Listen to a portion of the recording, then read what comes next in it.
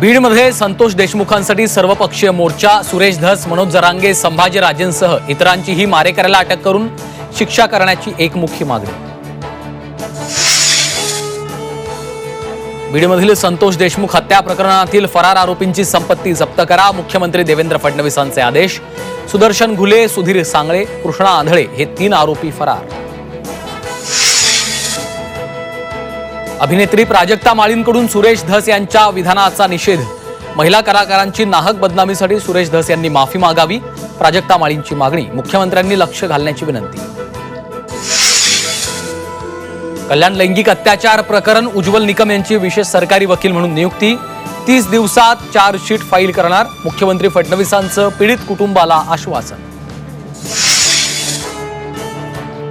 जितेंद्र आव्हाडांची रुपाली ठोंबरेंविरोधात तक्रार. ठोंबरेंनी screenshot social मीडियावर viral केल्याची तक्रार.